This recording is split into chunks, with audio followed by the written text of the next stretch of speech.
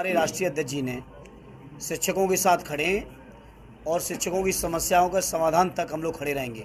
और यही नहीं, समस्याएं बहुत हैं, चाहे शिक्षकों की हों, चाहे उनकी पुरानी पेंशन की हो। हमारी लड़ाई जारी है, शिक्षा मित्रों की लड़ाई जारी है। रोजगार सेवक हैं, आंगनवाड़ी कार्यकर्ती हैं, रसोइया हैं, हमारे पंचायत सहायक हैं, ये हमारे सफाई कर्मी हैं।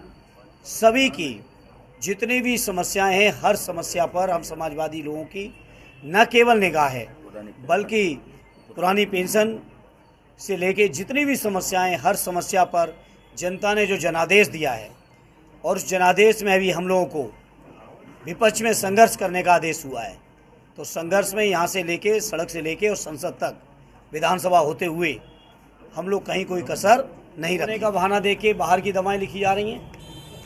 हालांकि डीएम साहब कह रहे हैं कि सारी दवाएं उपलब्ध हैं, लेकिन डीएम साहब पे इन बातों का जवाब नहीं है कि अगर दवाएं उपलब्ध हैं तो क्या कारण है गरीबों को बाहर दवाएं लिखी जा रही हैं।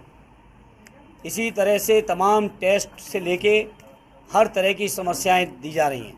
आज हम लोग लिखित दे के आए हैं, समय आने पर ज़रूरत पड़ेगी तो स्थलीय निरीक्षण करके भी, और आप मीडिया के साथियों के साथ जाकर जो दुर्व्यवस्थाएं हैं उनको बेनकाब करके कम से कम सरकार को विवश कर देंगे कि वो इन समस्याओं का समाधान करेंगे। गरीब लोगों को न्याय नहीं मिल पा रहा है। आश्वासन दिया है हालांकि अधिकारियों ने, अब देखें उस आश्वासन को कहाँ तक वो पूरा करते हैं। बहुत सारे गांव ऐसे हैं जहां ट्रांसफार्मर फूका पड़ा है, लगाते ही फूक जा रहे हैं।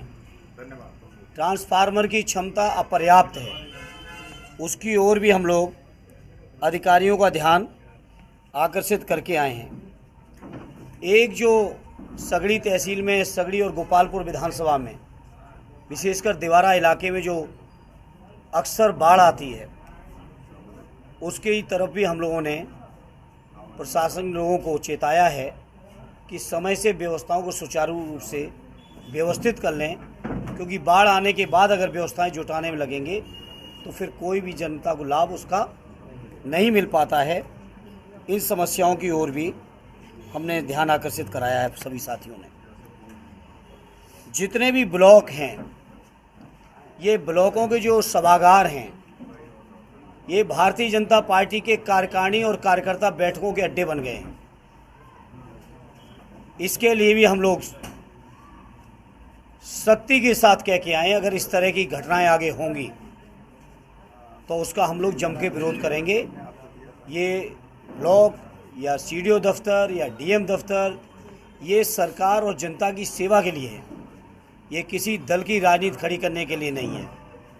और जनता का मूड भी मैं समझता हूँ लोग भांप चुके होंगे और शायद ऐसी चीज़ों पर रोक लगाएंगे और लगाना चाहिए। इसी तरह से गन्ना किसानों की भुगतान की समस्या है। बहुत सारे गन्ना किसान हम लोग को क्षेत्र के दौरे पे मिले जिनका भुगतान नहीं किया। हालांकि जिलाधिकारी महोदय अपनी तरीके से दूसरी बातें बता रहे थे कि लोन है, ये है, वो है। इन बातों से न जनप्रतिनिधियों को मतलब है, न जनता को इन समस्याओं से मतलब है। ये सरकार की जिम्मेदारी है, चाहे वो चीनी मिल का मैनेजमेंट हो, वो भी सरकार के अधीन है, या बजट देना वो भी सरकार को देना है। और सरकार की अगर मंशा ही किसान विरोधी है तो उसके लिए मुझे कुछ कहना नहीं है। लेकिन आने वाले समय में अगर गन्ने का भुगतान नहीं होगा तो किसानों के साथ हम लोग आंदोलन के रास्ते पर खड़े दिखाई देंगे। अगर पुलिस थाने की बात करें, पुलिस विभाग की, तो पुलिस विभाग के पास दो ही काम बचे हैं, एक भ्रष्टाचार और दूसरा कैसे समाजवादियों को सताया जाए झूठे मुकदमों में। तो बात करेंगे जाके कप्तान साहब से इस मुद्दों पर भी। लेकिन हमें उम्मीद है कि आज हमारे जनप्रतिनिधियों के सभी साथियों के मिलने के बाद ज़िले की व्यवस्थाओं में सुचारू सुधार आना चाहिए। टोल प्लाजा की भी बात बताइए। और टोल प्लाजा जो एक गंभीर समस्या है मोहम्मदपुर पे, जिसमें जो लोग उस रोड से नहीं गुजर रहे उनसे भी टोल की वसूली की जा रही है, उसके लिए भी हम लोग जिलाधिकारी महोदय को कह के आए हैं। और ये मामला जिलाधिकारी तक ही नहीं, ज़रूरत पड़ेगी तो देश की संसद तक भी ये मामला उठेगा। और ये मामला उठेगा ही नहीं, इसका स्थायी निराकरण और समाधान भी हम और आदरणीय लालगंज के हमारे सांसद जी मिलके हम लोग कराएंगे।